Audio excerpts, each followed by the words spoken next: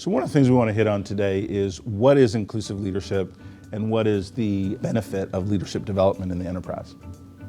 So to me, inclusive leadership is really where you are being a leader that welcomes all ideas and perspectives, no matter who the individual is, what generation they are, what ability they are, and being able to really create that environment where everyone feels that they can contribute their best and authentic selves. And that's really critical because it leads to better innovation.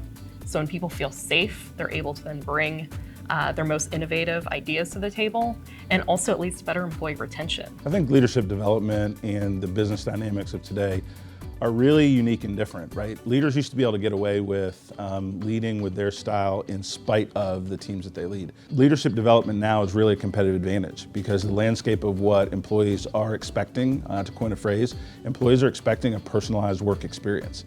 And so if you're not able to deliver that as a leader, then you're not going to be able to recruit, reward, or retain top flight talent. 10 years ago, 20 years ago, 30 years ago, leadership was really command and control, by and large. And so leadership development has to really spin around on its axis a little bit and really look at an inclusive model of leadership that really brings the best out of others, creates an environment where the leader doesn't always speak first, doesn't always give the idea, but pulls the best and brightest information, ideas and innovations from the teams they lead. What we found in working with hundreds of organizations is that there's a big gap in terms of what leaders aspire to be and their training and their ability to now execute in this new environment. Employees just won't stay. They won't come to work for you, they won't stay, they won't be productive if it's that traditional command and control environment. People are really looking for a place where they can be great and the leader helps facilitate that greatness.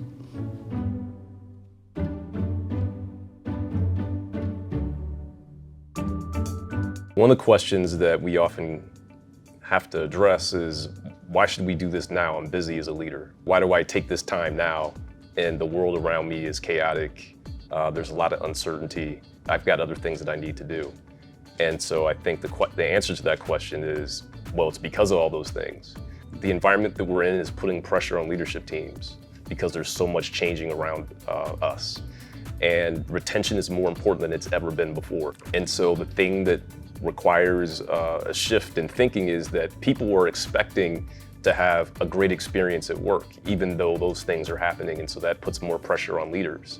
And they're looking to see what the response is to things that are happening because culture lives at the relationship between your manager and you, no matter who you are. If you focus on that, then you have an opportunity to create a sustainable competitive advantage that other people aren't going to have access to. And if you don't do that, then your competitors might.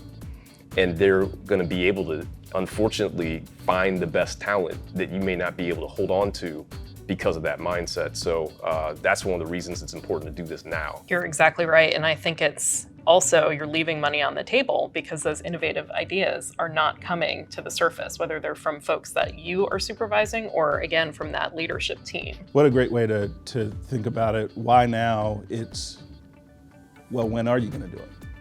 Right? If not now, when? And the thing about leadership and leadership development, the expectations are continually changing and we're not in control of that of leaders.